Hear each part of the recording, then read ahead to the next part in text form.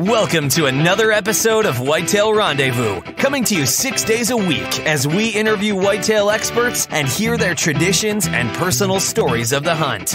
Learn more about the latest gear, discover proven tips, and the latest strategies so you can make your next hunt a success. Now, here's your host, Bruce Hutchin.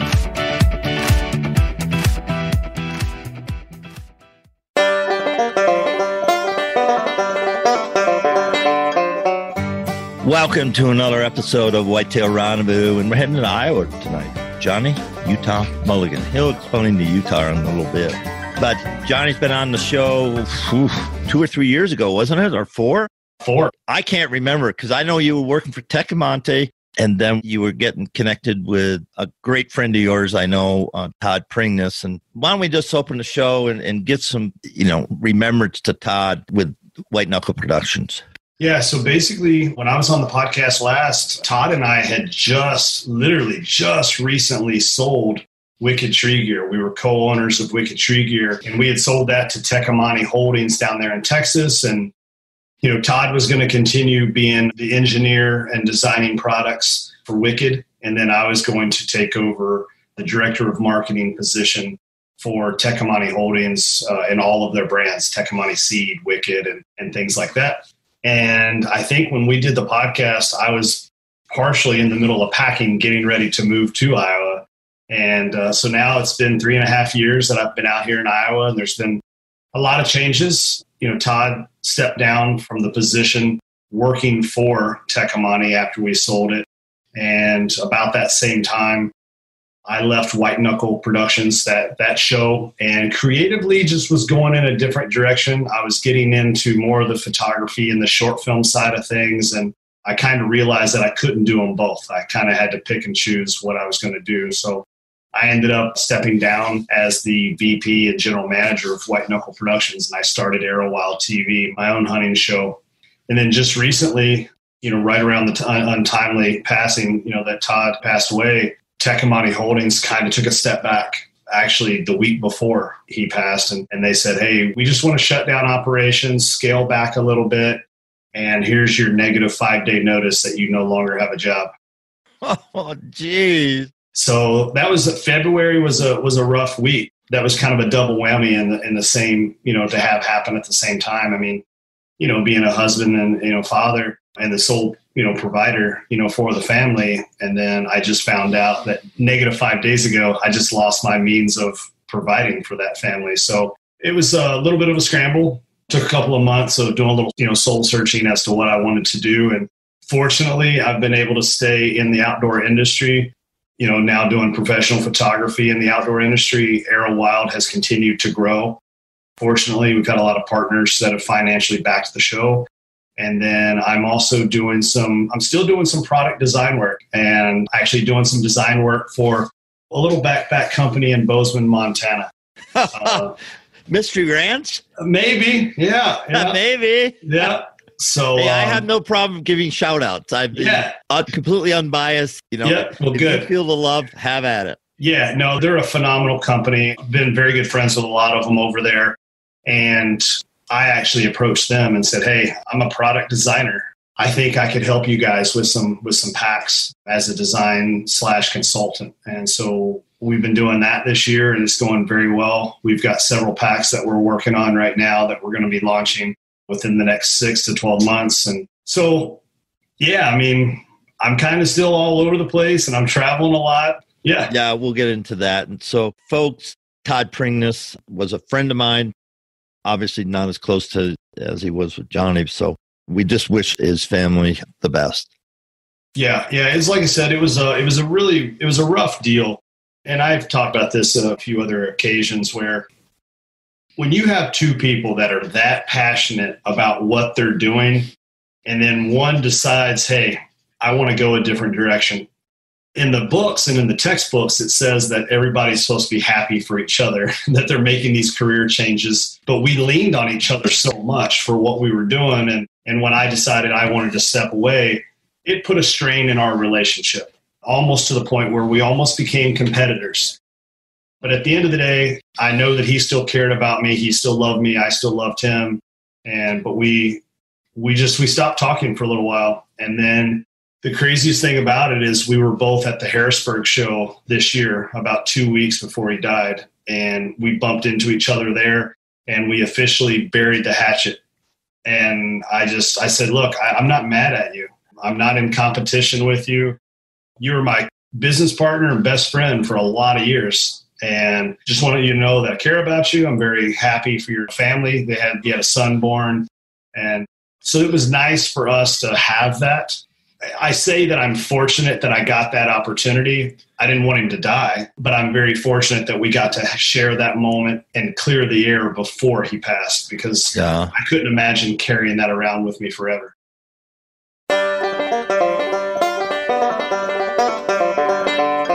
Want to become a smarter deer hunter? Know when to hunt, where to hunt, how to hunt? Well, Deer Hunting Institute Part 1 was created to do exactly that, because many people have told me they struggle with spending all days in the woods and never seeing a deer, only shooting does and young deer, leaving the woods empty-handed way too many times. Found Mr. Wonderful, but just couldn't get on him, having difficult finding a place to hunt, recognizing possible mistakes you're making every year, having tried and failed to find qualified mentors who deliver results. If you had these frustrations or struggles, go to deerhuntinginstitute.com, and there you'll find a 13-module course to help you solve these problems. Again, go to deerhuntinginstitute.com and find some answers.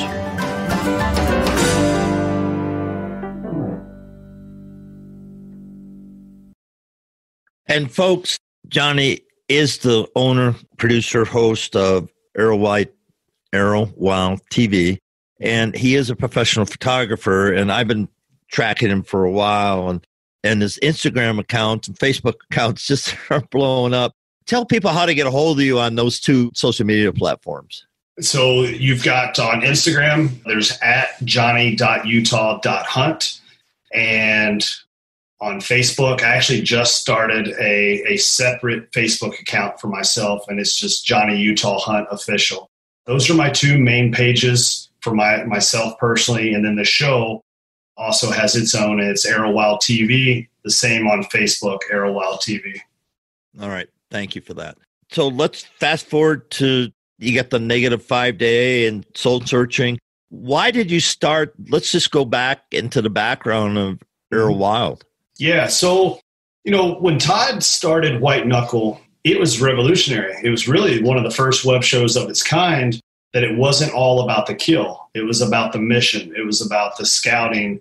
It was about the shed hunting and the preparation for the season. And it showed all of that content. Whereas at that time, and still even today, a lot of shows just show the kill shot. You have no backstory. Why did you pick that tree? Why did you plant beans versus oats in that field? So I really was drawn to the format of the show, and that's how I got involved with White Knuckle. As time went on, I had been on 3 different DVDs and had hunted for, 4 seasons with White Knuckle. I started getting into photography, and maybe I'm an old soul, but I still think that a picture's worth 1,000 words. And I wanted to start taking photos and tell a story without having to say anything. And that was the fun part for me. And then I took that idea of a web show into storytelling and kind of went a whole nother way. I did my first short film in 2016. It released in actually April 1st. Sitka Gear, actually, they launched my first short film for me on their platform, and it blew up. It was amazing. And, I had this outpouring of people that were coming to me, and they said, dude, you have no idea, this short film worked more hours. It completely touched me. I shared a story about my dad and how my relationship with my father correlates to how I approach hunting. And it was just, you just got to put in the hours. You just got to outwork. There's no shortcuts. There's no gimmies. And if you get a gimme, sure, take it. But at the end of the day, it comes down to hardware. And that's always been kind of like a mantra for like my whole life. You just have to outwork every situation. If you're in a bad spot, you just have to work the problem and until you get a solution. So I enjoyed doing the short films. And, Todd and I just I said, hey, I'm really enjoying going down this rabbit hole and I don't know where it's going to go.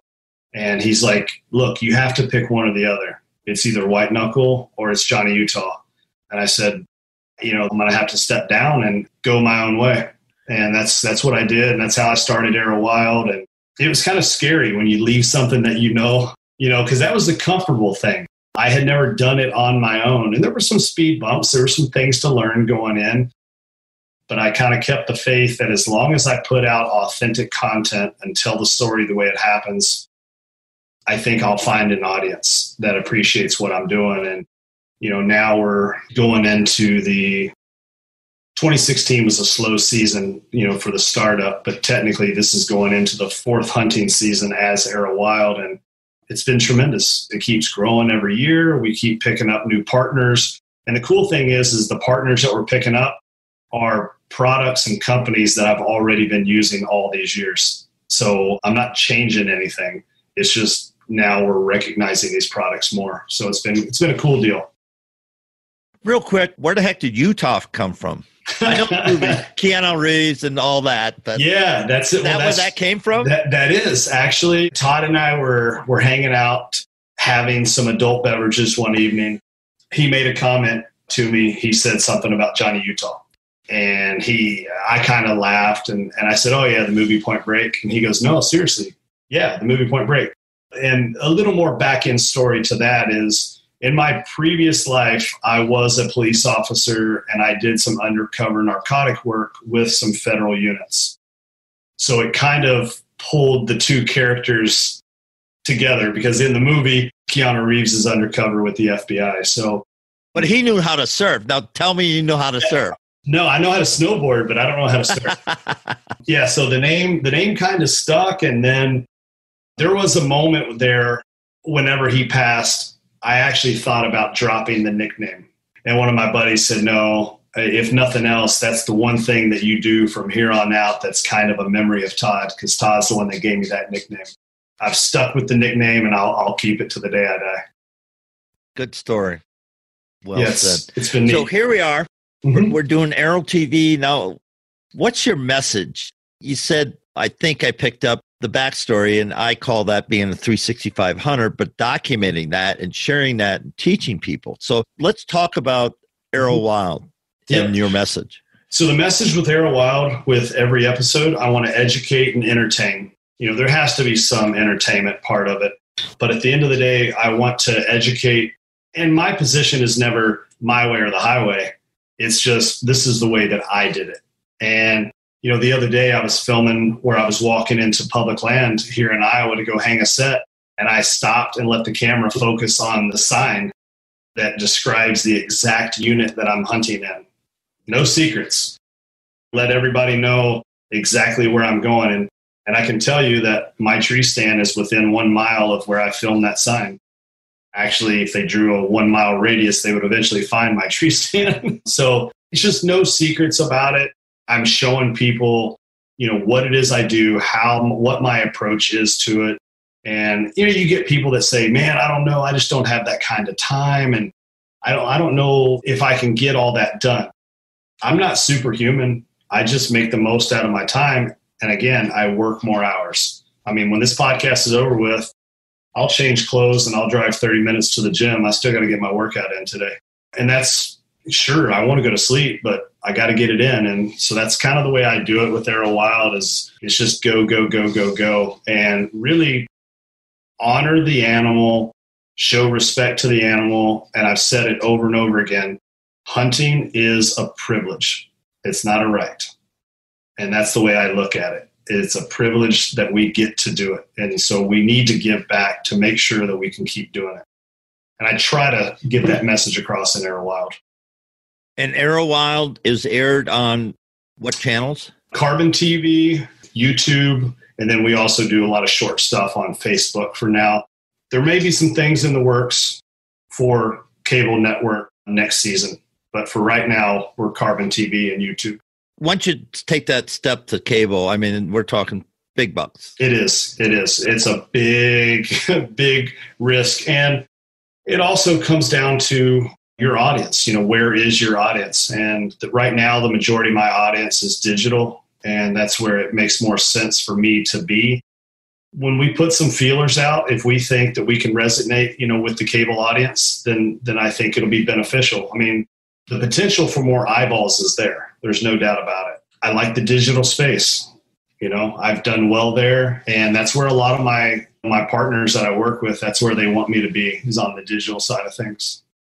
When you think about the audience, how would you say, are you 18 to 40 or 25 to 50? Where do you think your audience set?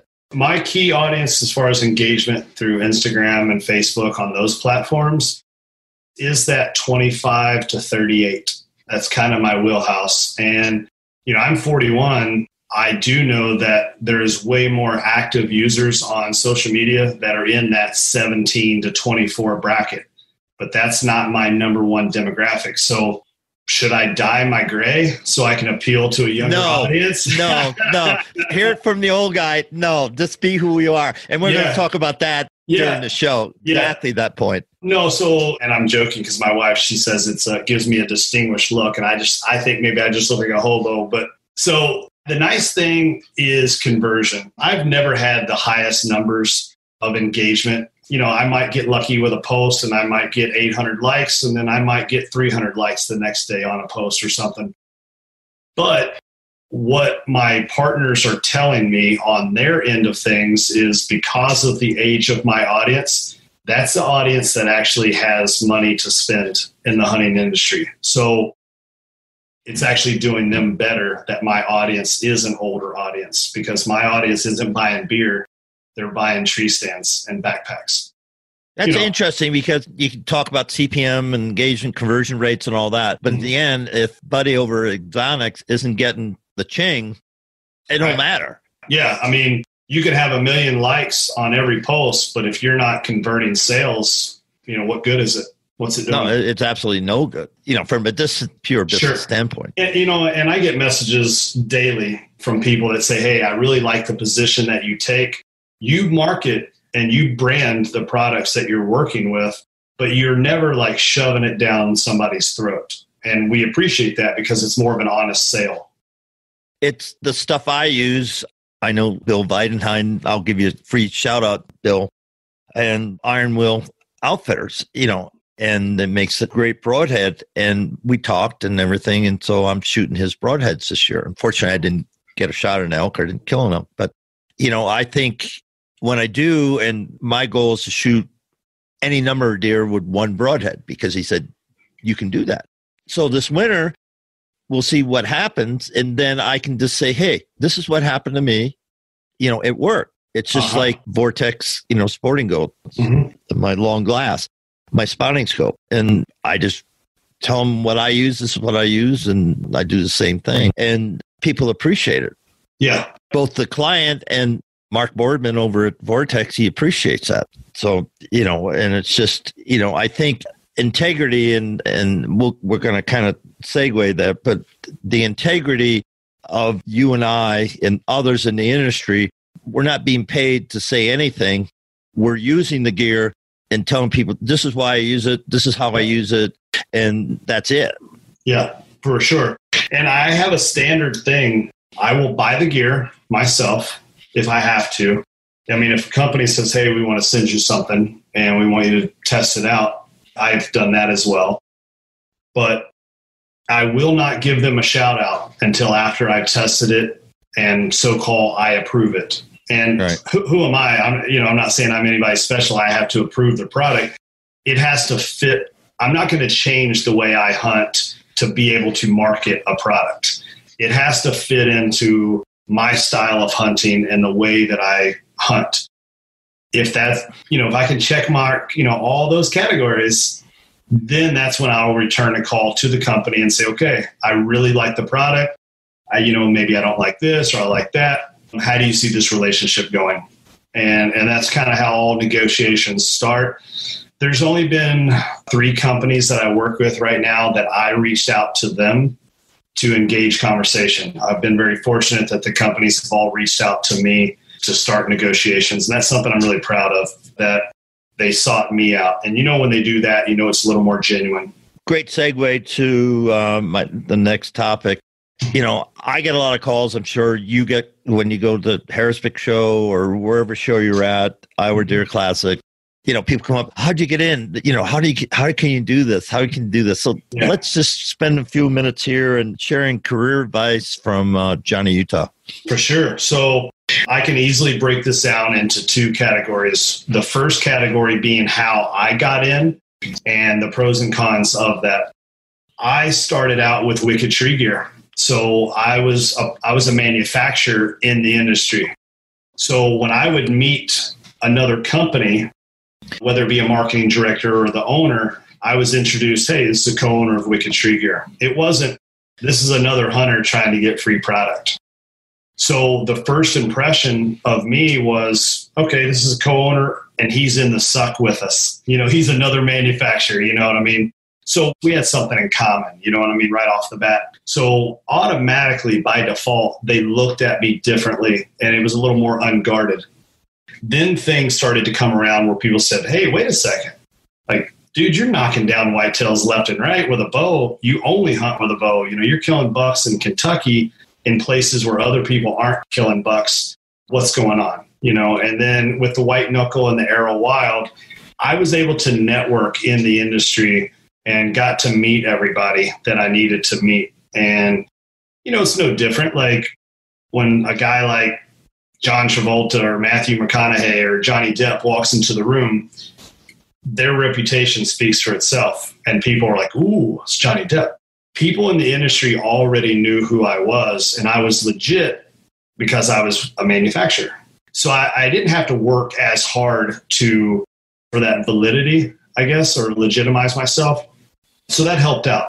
Now, what I have done since then is I want to keep myself in high regard with the companies that I work with. I try to conduct myself in a certain way. The brands that I choose, there's a similarity between all the brands. They're all very, very high-end quality brands. Some of them aren't the most popular, but it's a very high-quality product. And that kind of goes into that being true to yourself and being who you are and not changing who you are. Now, one of the ways, my biggest advice for somebody getting into the industry that maybe does not working for a manufacturer, be who you are, be respectful, always conduct yourself as somebody, what is it they say? Always pretend that there's a camera rolling and your mom's watching. That has a lot of truth to it. And don't jump around. Don't brand hop, because people know that. I could sit here and throw out names, which I won't do, but I could name people that in January, they were sponsored by Elite. And then Bear came along. I'll give you, instead of a 30% discount, I'll give you a 50% discount. Well, now they're pro Bear. And then come June, Hoyt says, you know what? I'll give you a free bow. Well, they're like, screw Bear. Give me that free Hoyt. We haven't even made it to the deer season yet, and they're on their third bow already. So it's like jumping from one lily pad to the next, to the next, to the next. Companies recognize that, and they see that. They see what you're doing, and it doesn't it doesn't paint yourself in a good light. So staying true to yourself, always stick to your guns, stand for something. I don't care if it's the dumbest thing in the world. Stand for something, and you will end up standing out from the crowd. And that's one way that you can differentiate yourself, is being true, being authentic, and being genuine. Companies will eventually notice. I've had people reach out and they're like, oh man, you're a Sitka Gear ambassador. I'd give my left toe if I could be a Sitka Gear ambassador. I'm like, what? Like, why? Well, just because then people would know that I'm with Sitka, and it'd make me seem cool. Dude, be cool. You could be cool without being an ambassador. I'm very fortunate that I get to work with Sitka in that capacity as an ambassador, but make sure your motives are genuine and you're doing it for the right reasons. It's truly passion and not just seeking attention or popularity. Well said.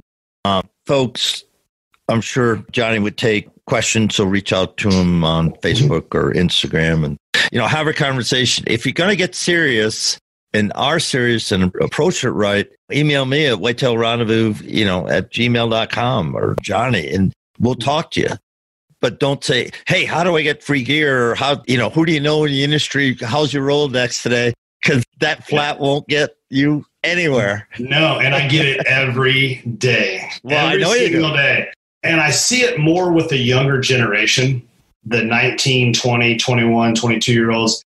Again, listeners that are in that age bracket, I'm not grouping everybody into that bracket, but I do see it in that demographic more where they say, okay, I started an Instagram page last week. Man, I've been tagging companies and I've been posting pictures and no one's reached out to me. When am I going to be famous? 3 or 4 years from now, maybe. Yeah. And I'm looking at my watch going, it's been a week. You know what I mean? It doesn't happen overnight. I've been at this hard, really hard, like really, really hard, for going on 7 years. Yeah. And I don't know that I wouldn't say that I've hit a huge stride of success, but I'm starting to get recognized a little bit, and I've made a lot of good friends and connections in the industry, and I'm happy, Here's what I just tagged that move along is that just be real and just be who you are.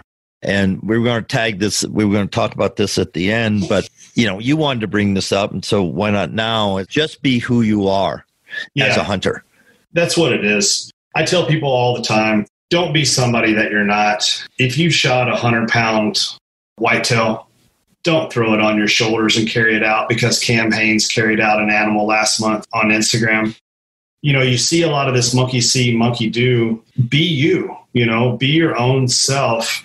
And that's how you get noticed. If you're a whitetail guy and you're going on your first elk hunt, one of the best things you can do is you can talk about how that was your first elk hunt and you enjoyed the experience. And you know what? I learned this today and I learned that today and I learned that today. Because what that does is that makes you seem more genuine and more transparent. So somebody who's thinking about going on their elk hunt, then they can identify with you and say, man, that's pretty cool. He just went out there and admitted that this is the first time he's ever done it. You know what? Maybe I will give it a shot, because the flip side of that is when you see somebody who watches outdoor television and I'm like, hey, did you see anything yesterday? Yeah, I saw this 145-inch buck, I think he's a 4-year-old. Well, why didn't you shoot him? You've never shot anything remotely close to that big or that mature. Yeah, well, it's not as big as some of those bucks I see the Lukoski's killing. And, I'm like, oh my gosh, like, what do you know? You know what I mean? Like, hunting television can ruin young hunters. I'm like, screw and old hunters. That. Oh yeah, it happens. And so I'm like, if you've never killed anything like that and that got your juices flowing, then shoot it. Don't care what some TV hunter is going to say that if you shouldn't have shot it or not. You bought the tag. It's your tag. You can put it on whatever you want, Now, I encourage people always to try to target mature deer, but I'm not going to criticize anybody who shoots a young buck. It's their tag. You know what I mean? So I always tell everybody, be who you are, be genuine. Don't try to be somebody you're not. You will resonate with more people if you're genuinely authentic and transparent. I do videos all the time in my family room. You see the dogs in the background. You might see a messy house in the background. I'm as transparent as all get out. Nothing to hide. And that's helped me a lot with, resonating with a lot of people. And it makes people feel comfortable that they can reach out to you and they can ask you questions. Now, over the course of the last couple of years, I get more and more questions, and I might not be able to answer them all immediately, but I tell everybody I will get your question answered within 24 hours. And I've had a lot of people thank me for that. So it's done well for me. Case in point about your hunt, your tag. When I first started this, one of my first guests was Brenda Valentine. And she said, Bruce, it's real simple. It's your hunt. It's your deer. It's your turkey. It's your whatever. And just enjoy it, because we're supposed to have fun. We can talk about that in a little bit. You see the buck over my shoulder. That's my first muzzleloader buck. I killed it in the Lost Hills of Iowa. It was the smallest buck killed in camp.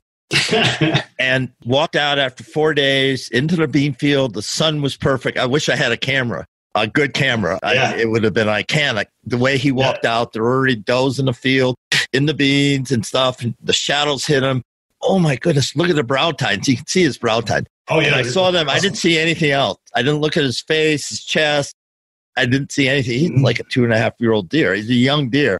Yeah. And so, I'd lined it up, and I'm in a blind. Boom. He runs away. And so we pick him up, and we get him back. And in that camp, we killed a monster guy, 196. And then we put my deer in front inside it.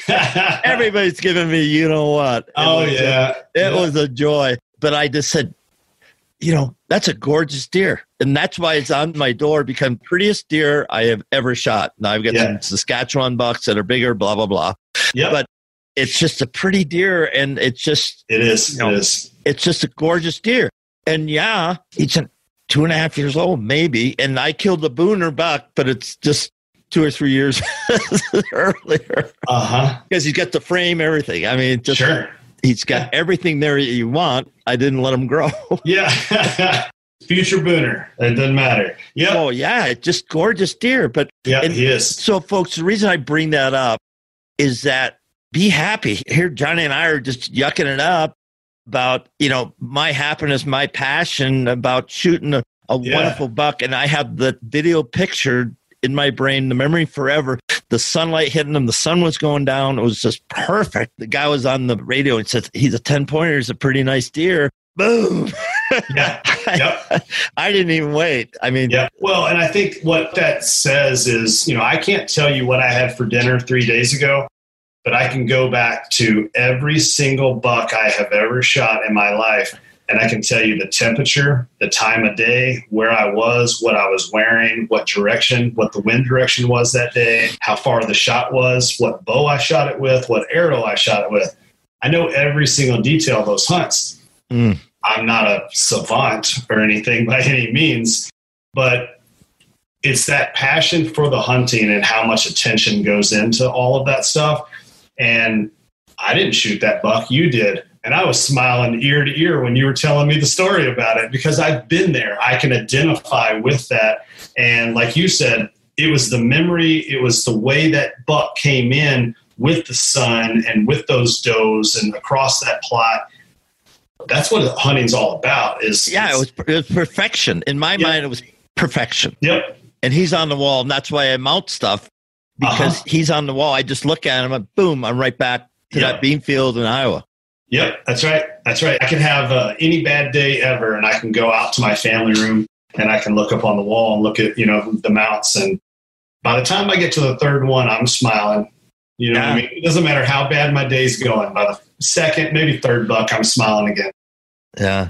So, folks, that's a little insight from a couple people that have hunted a little bit, and the joy of the hunt and the passion that we both have, even though, there's almost a generation of difference. But we're brothers. And perfect segue into the next topic you want to talk about is I call it being an ambassador. How do you call it? Being an ambassador of the hunt. Yeah. So, the first time I had ever heard the term ambassador used in hunting was when Sitka Gear back in 2015 launched their new pattern, and they had reached out and said, hey, we're going to put together a team of ambassadors. And I'm like, ambassadors? Man, that sounds pretty fancy. I'm just an old Kentucky boy. I don't know if I'm prepared for all that. I was still thinking pro staff and field staff, but they said, no, we want to do something called ambassadors, where we're going to hold everybody to a little bit higher standard to promote the, hunting and the heritage and process of hunting. And I thought that was so cool. And it's kind of been one of those things where I always tell people, I don't care if a guy's wearing mossy oak, real tree, Kuyu, Sitka, whatever. We're all on the same team. And we don't compete against each other. Every player in the NFL is in the NFL, but they wear a different jersey, but they compete against each other. We're not actually competing against each other. And I think the sooner people start to realize that, if anything, it's us against the deer or us against the poachers or us against the farmers sometimes. But we as hunters are all on the same team. We would be much better served to act accordingly and to help each other, build each other up. I can't stand it when I see, especially a younger kid, post a picture of his trophy and says, here, I got it done last night. And you can tell he's happy. What do you all think? And somebody says, he needed another year. I'm like, you are a jerk. You know what I mean? Like, you didn't have access to that farm. It's not a state you hunt in. You've got no control over that. Why make that comment? It's not needed. We're all on the same team, and we need to be on the same team. I don't care if the guy, what boots he wears or what bow he shoots, or even what weapon he hunts with. At the end of the day, we're all on the same team. We need to act like it.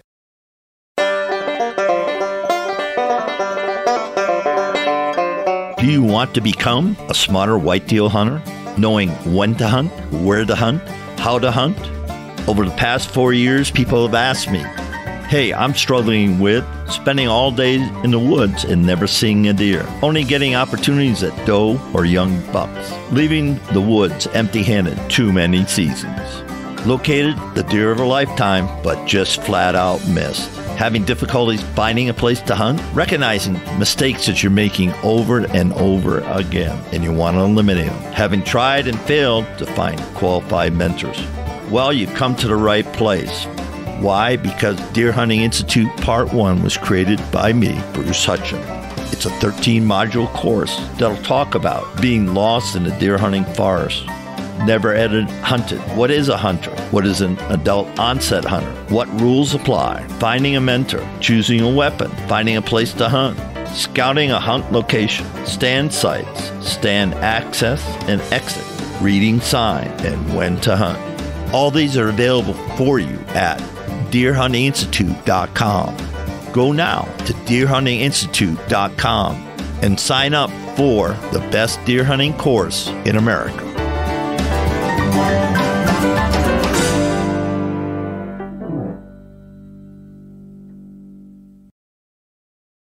And you're going to hear more about that. I'm going to do a winter series on that with a number of friends and people in the industry, because we have to be, and I call it, all on common ground around the same campfire, and we got to share our experiences. And if we're not going to say something positive, then shut up. Yeah. It's pretty simple. I like it. Yep, it's simple and to the point. That's the way it should be. Yeah, real simple. And a friend of mine, Sam Ayers, just changed his name. I'm just trying to think. I think it's Wild Initiative now. And he's a Hollywood boy, the hunting country in the city or something like that. He lived right in Hollywood. He's since moved on. I believe it's Idaho now. Doesn't matter. And he's on a big kick on the positive thing because he's sick and tired of it. And I've got a lot of friends, I'm flat sick and tired of it. And just stop it. Just stop it. Don't do it. Right. I'm your grandfather. Don't do it. Yeah. Well, it's funny because, like I said, I bring up a lot, to remind people that I'm from Kentucky. My mama, she's a Southern woman. And I remember she used to tell me all the time, she said, look, if you ain't got nothing nice to say, just don't say it at all. And I mean, I remember hearing that when I was a kid. And it's funny how that still resonates every day in my life. I'm like, that's so true. The beauty of social media with this finger is you can just keep on scrolling. You don't have to stop and be a jerk. Just keep on scrolling. And if you don't like it, hit the unfollow button and keep on going. You know what I mean? So some people aren't built that way, and it's unfortunate. And, there's going to be haters. I've noticed that sometimes the more I'm on social media, some of my friends from back in the day aren't my friends anymore. They're just bitter. They might be still stuck in the hometown and not happy with the way things turned out for them. And, they might hate on other people if they obtain some kind of what they see as success. What they don't see is the grind that goes into it, every year, hanging stands, moving stands, getting skunked and, planning plots that didn't turn out, or hanging a set and you sat there for 3 days and never saw a deer at all, so they don't see all the work that goes into it sometimes. Yeah. And I'd spent 10 days with Michael Tony Merrill in Pancritch Lake, limited access. There's 6 tags given out and he got one of them. So I went down and helped him scout, and he did, he hung like 20 cameras, and I was his camera boy and glassing guy. And I never hunted with him because he had another buddy hunting with him. I put in the work because of the love of it. And he hunted 20 some days. And he got on his target bull twice. Yeah. And gorgeous bull. And it didn't work out.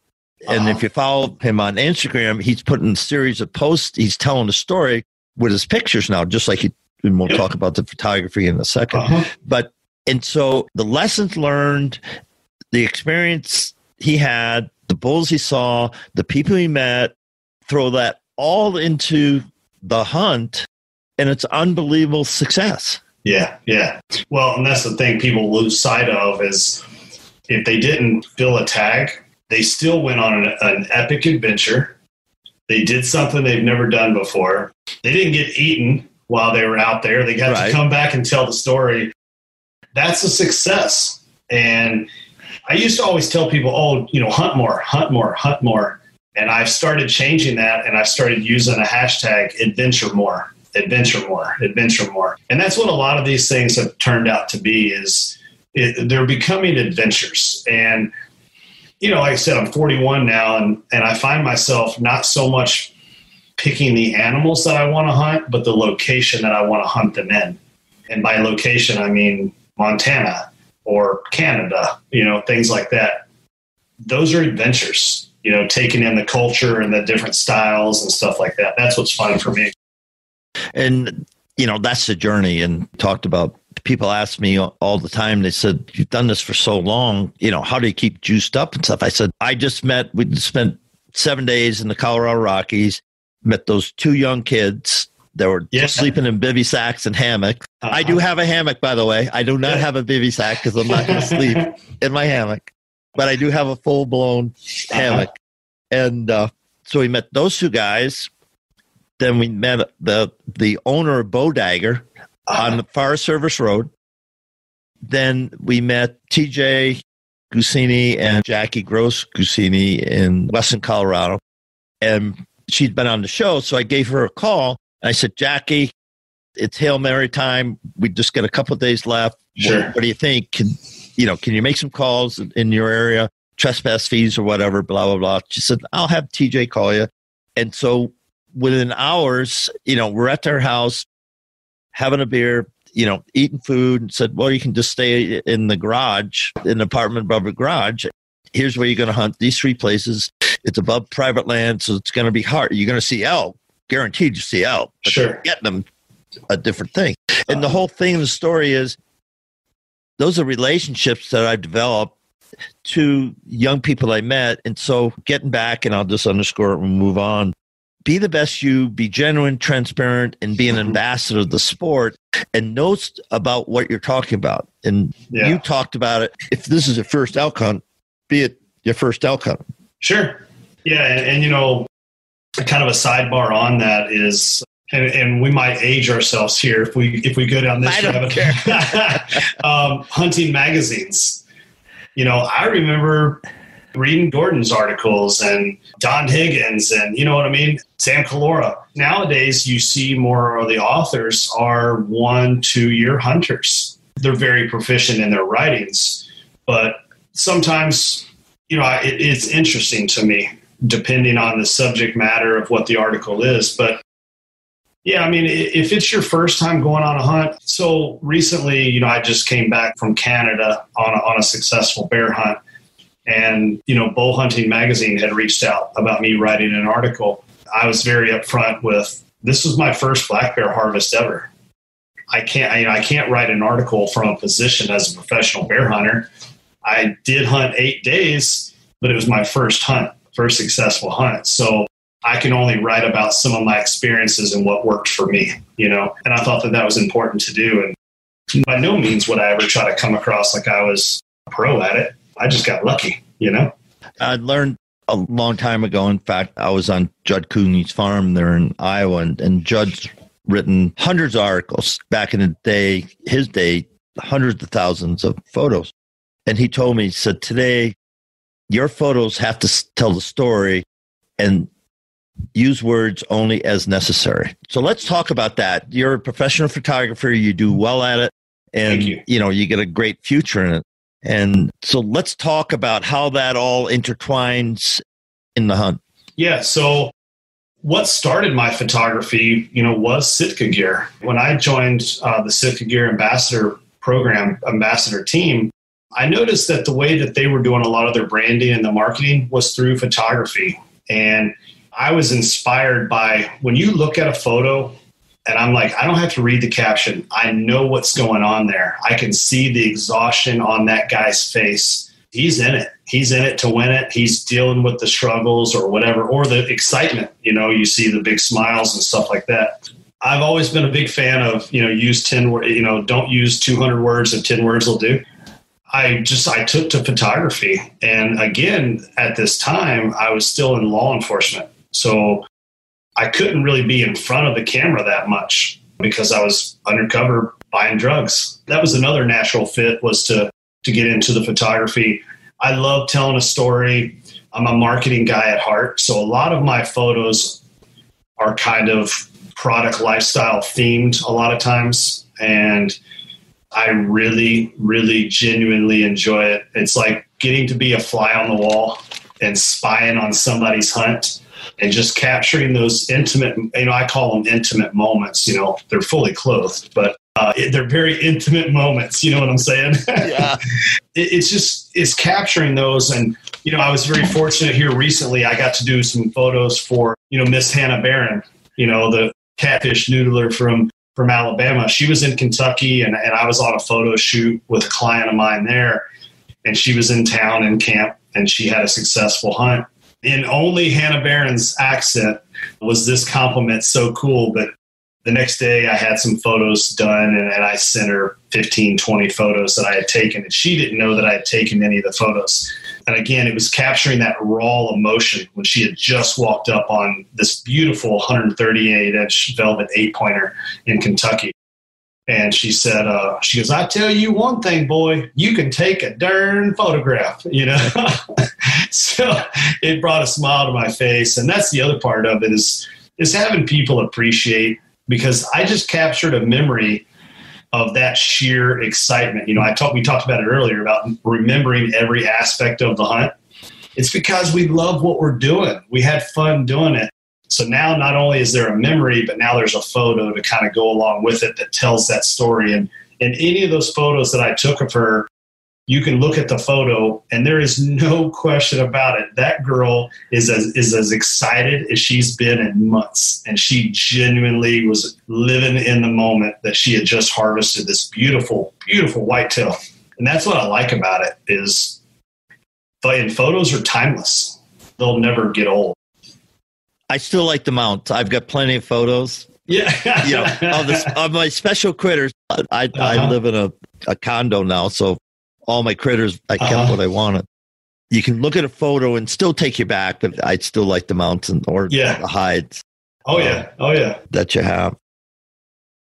Let's switch gears. Iowa is the 1,000-pound gorilla right now in deer hunting. Yeah. What's your forecast for Iowa as far as access and quote-unquote success? Well, so for me, I tell everybody I own 6,300 acres in Iowa. That's the public size of the public land piece that I hunt a lot. It's 6,300 acres. And I do have one lease that I have of my own. It's a very small lease. It's not a dynamite property, but every year it gets a little better with my food plotting and stuff like that. And of course, every year I learn the property a little more. Maybe it's always been a decent property. I just haven't figured it out yet. But it seems like every year it gets a little better.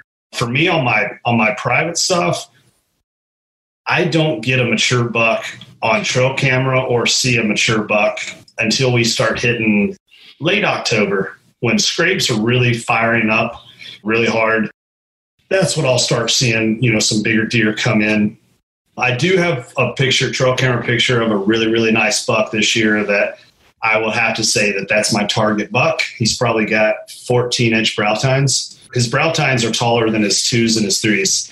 And I've never had anything like that. So he's a buck that I'm definitely going to target this year. Public or private? That's on private. Yep, that's on private. And it's only a quarter mile from the public. And then on my public pieces, I actually just set some cameras. I've been gone for almost 2 months. So I didn't get a chance. Between being in Canada and chiggers, I kind of stayed out of the public for a couple months, but I do have a lot of cameras out there soaking right now. And, for me in Kentucky, I jumped into the woods September 1, September 7th, whatever that first Saturday was, because, you get some patternable bucks. Because the season opens up October 1 in Iowa, I don't jump into the woods, opening season. If I had something extremely patternable, I would. But, once those bucks get a little testosterone flowing and, which, they shed their velvet and they kind of start shifting around a little bit, I kind of want to let my properties lay and keep the pressure off of them. October 15th through November 1st, I'm watching cold fronts and I'm making my stabs in on cold front days. And then come November 1, then it's kind of game on because, a good friend of mine, Sam Calora, he told me, we were talking one time about the rut. And I said, man, it's awfully hot out there. It's awfully warm. I don't know. And he said, you do realize the rut's going to happen whether you're in the woods or not. It's going to happen every year. So you better get out there. They might not be primo days, but you got to be there. So, that's changed things up a lot. I mean, I've killed deer September, October, November, December, January. I've killed them in every month, but my strategy this year is I'm trying to get back to being more aggressive. I used to be very, very aggressive because I was surrounded by hunters on every parcel. There was 2 or 3 guys on every parcel, and we were all hunting like these 50, 60 acre chunks. So maybe I was competitive with my other hunters, but I was trying to get on those deer before they did, and try to figure them out. And I was very successful doing that strategy. And then I got to Iowa where there's more deer, less hunters, a little bit bigger parcels. And I said, okay, I'm going to ease into it. I'm going to creep into my season. I'm not going to bump the big boys. And what I do is I always say I hunt from the outside in. And what I mean by that is I go field edges and then I go to beds, which is a night and day difference for my good buddies, Andre and Cody DeQuisto. They're like, heck no, I'm going to the bed right away. And then I'll go to the food later. So we both have different strategies. And what I'm trying to do this year is I'll still hunt my edges, but occasionally, if I get a good high pressure day and a cold front, then I might take a dive in, make a stab. If it's not successful, back out, don't just keep kind of wearing it out. But so I'm going to try to get a little more aggressive this year, but I am going to start on the edges. I'll do a lot of public land hunting this year only because I know my lease. I know that the big boys are just not going to show up until the rut. I'm starting to think that my lease is just like a hotel for does, and the big boys only come in until the rut. There's a lot of doe bedding areas there, and it's never held a lot of deer. And, a buddy of mine, he's like, whatever, there's bucks on every property. I said, look, man, I've got like 17 trail cameras out there on 100 acres. I would know if I had, some bucks out there, and it doesn't happen. But during the rut, I catch them cruising. And I'm also convinced from hunting Iowa now 3 years, Iowa deer put more miles on their hooves than any Kentucky buck ever has. And I have nothing to prove it. I've got no science to back it up other than I get a picture of a buck on October 29th, and then I get a picture of him on October 30th, 4 miles down the road on a different piece. My Kentucky deer never did that. So it's a very interesting thing. And, living in Iowa, I'm very fortunate that I don't have to do that 4-year preference deal. I do get 2 buck tags every year. So that's really cool. But I was very naive when I moved here.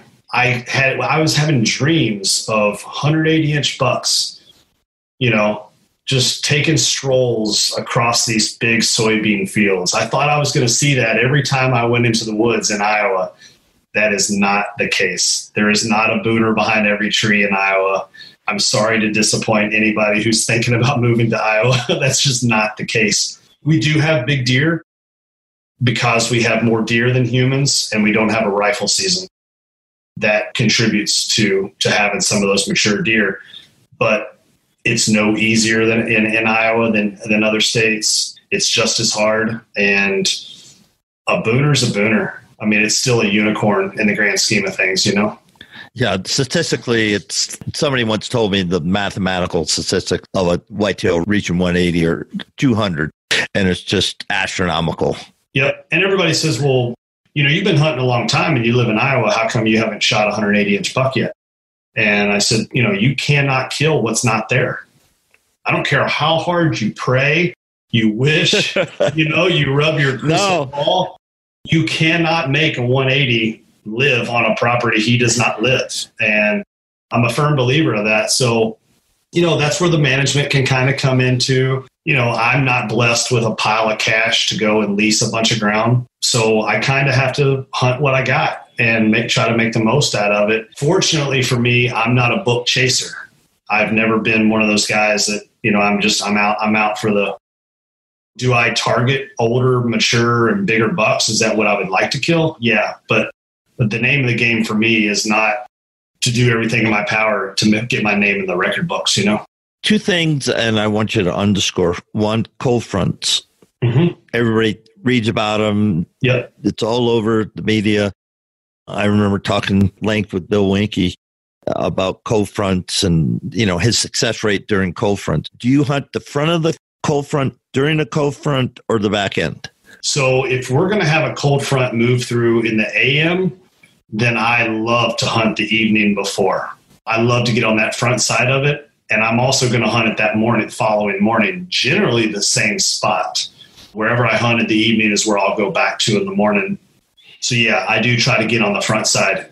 If they're talking about the cold front moving in the evening, that's when you might see me walk in at 2 p.m.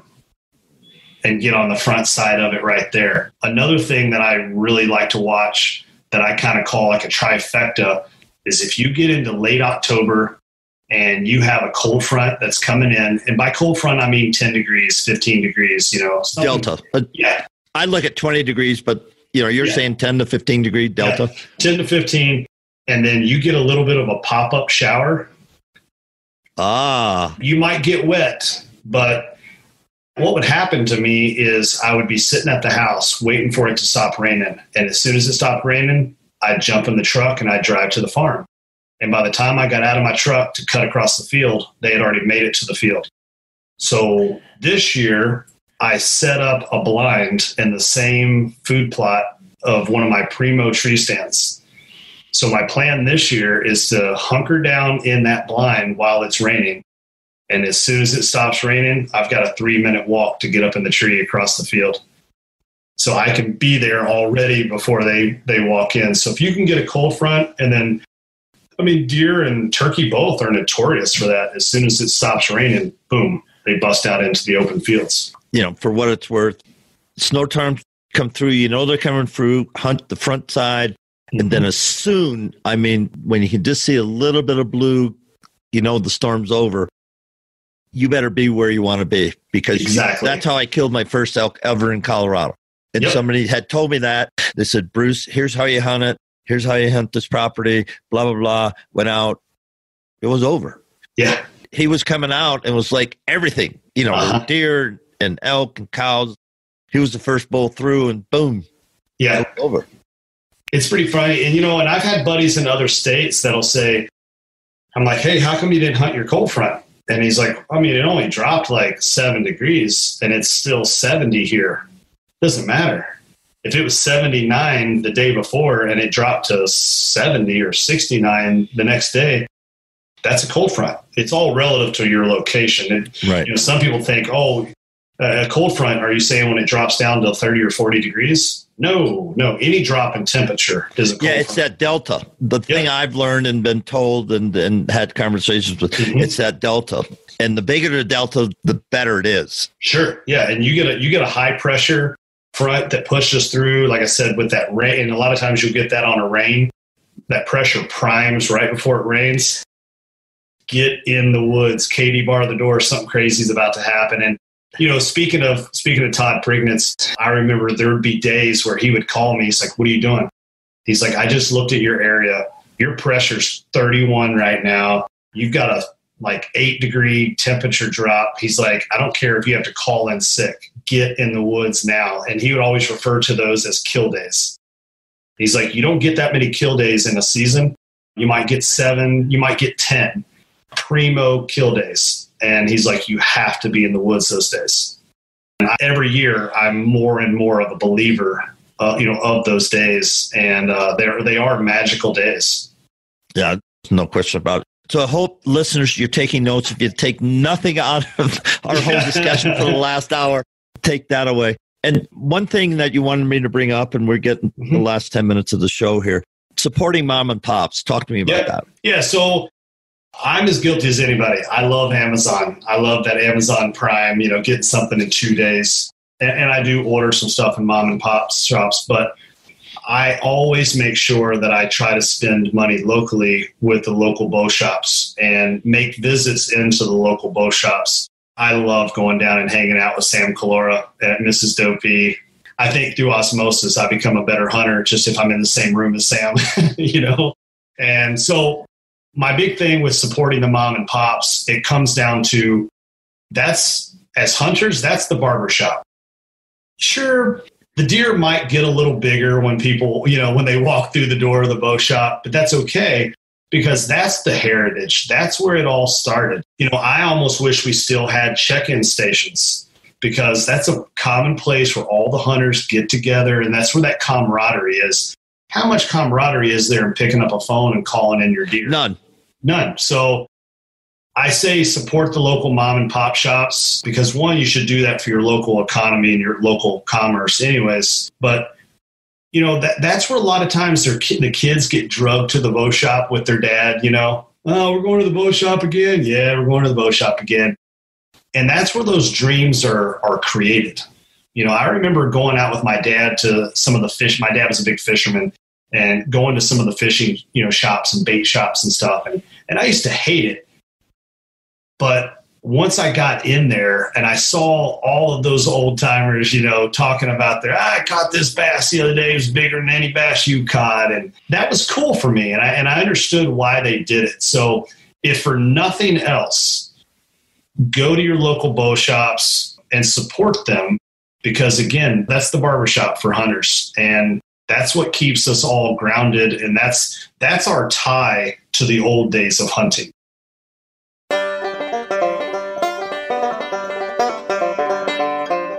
Hey, thanks for listening to the show tonight. Before we go, can I take a moment and say thank you?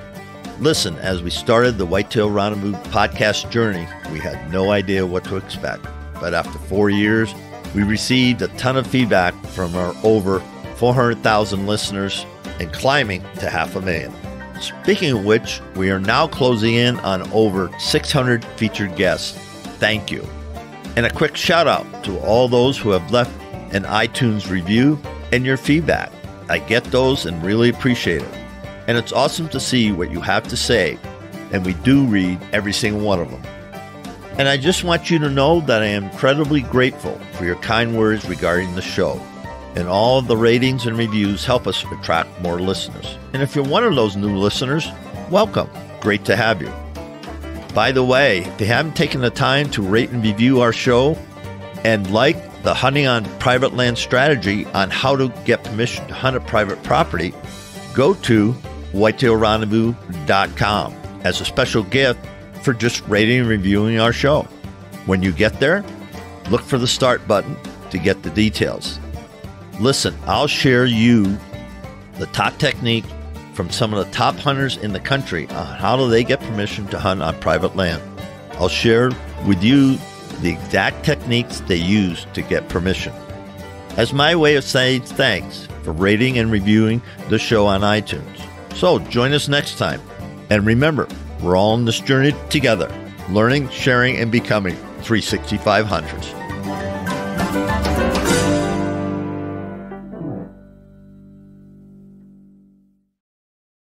I've got a couple of memories right now. I'm thinking, yeah, that's true. Because I remember coming up and there's old George and got a Model T. He's got $2 on the fenders, and that's the way it was, you know, in 1950, whatever. Yeah, exactly. Well, real short. I'll give you the cliff notes. Last year, November 8th, I'm hunting with a buddy of mine on my lease. In the first 30 minutes of daylight, we rattled in 8 bucks, eight different bucks. And I'm looking at, and he's running a camera for me, and I'm looking up at him, and I said, not a single one of these bucks was a shooter, but this is the best day I've ever had in the woods in my life. I'll never forget this day. So we had a buck come in that we didn't get a shot in because I didn't have a shooting lane trimmed. And yes, that's embarrassing with my affiliation with Wicked Tree Gear and designing products. I did not have a shooting lane for where this deer came in. Never in a million years did I think that he was going to cut this timber the way he did. So we agreed that, you know what, today's such a great day, but we got to get some shooting lanes cut. We climbed down, went to my house, grabbed a pole saw, ate a big brunch so that way we could go back, and we were going to sit till dark. We go back. He's like, hey, I need to cut one more branch. He cuts one more branch overhead. The branch is about a 3-inch branch. It falls, hits my bow, knocks my bow off the hanger, and I blindly just take a swipe, and my finger goes inside the cam, and I catch the bow. And he's like, oh my gosh. Oh, and I'm like, yeah, that would have been bad because we were in a cliffhanger. We were about 25, 26 foot up. And I'm like, hey, no harm, no foul. We're good. I hang my bow up and I'm looking at the rest, and the rest is actually bent. And I thought, oh my gosh, we're dead in the water. I don't have a backup bow. So I went to the local bow shop that's 30 minutes away. I knew that he carried HHA rest. So we went, slapped one off, re-sighted in real fast at the range. We drove right back to the tree stand, climbed up in the tree. 2 p.m., we're back in the game again. Amazon Prime is not going to do that for me. Nope. And fast forward 2 hours later, I see a buck 400 yards away. Just a big, growl grunt at him. He whips his head up. It's all on video. He hauls the male. Within 45 seconds, he's in the shooting lane that we had just cut 2 hours before that. I smoke him at 22 yards. He tips over in 60. I'm like, this is amazing. This was one of the most amazing. It is the most amazing day I've ever had in the woods with interaction with bucks like that. And then to have happen what happened, it was just meant to be. It was like, you're killing a buck today. Yeah, it's going to happen, dude. Yeah, you earned this buck today. So again, I wrote an article for Bowhunter magazine. I've submitted it to them. I haven't heard if they're going to pick it up or not, but my article is about supporting mom and pop shops. And that's the reason I told that, I shared that story because you're not going to get that from Amazon Prime. Nope. And just think of all the different things you had to figure out. One, you were at a magical day and you were covered up with buck. Did you write that date down, the wind direction, the temperature? Did you log it all in? Everything. So that's something important that people miss. Oh, yeah. Yeah. Something like that happens. That's kind of once in a season that everything will coincide. Yep. We had a northeast wind that day, and it stayed consistent all day long. It was northeast, and it stayed that way all day long. Getting on the front side of a front, I shot the buck. We didn't go recover him. We knew he was dead. We knew it was a good shot. We knew he was going to tip over. And I told my buddy, I said, we're going to go to the house. We're going to eat dinner, and then we're going to go recover the buck. And he said, what are you talking about? So I want to go home, and I want to grab one of my sons and have him go on his first recovery. So we go home, and we're just like, it's an okay day. My wife's like, damn, man, I was really hoping you'd see something today. I'm like, yeah, me too, So we get done with dinner, and I looked at my buddy. I said, well, you want to go recover that buck now? She's like, you jerk. You know what I mean? She thought I hadn't killed anything. So we step outside, and it's snowing like crazy. No. Crazy snowing. And then I kind of panicked because I went, we're not going to have a blood trail. No blood trail. Yep. And I'm like, oh, no, this little game that I played on my wife kind of backfired on me. And then I remembered, thinking about it. I said, wait a second. We were just on the front of one of those deltas. And I said, you know what I mean? And once again, it proved true that those are kill days. So how'd you find the deer? Because in the timber, the snow had not penetrated through all the branches. So it was only about a 1/4 inch of snow in the timber. Okay, it wasn't a dump. Yeah. Now in the fields, it was already about 2 inches.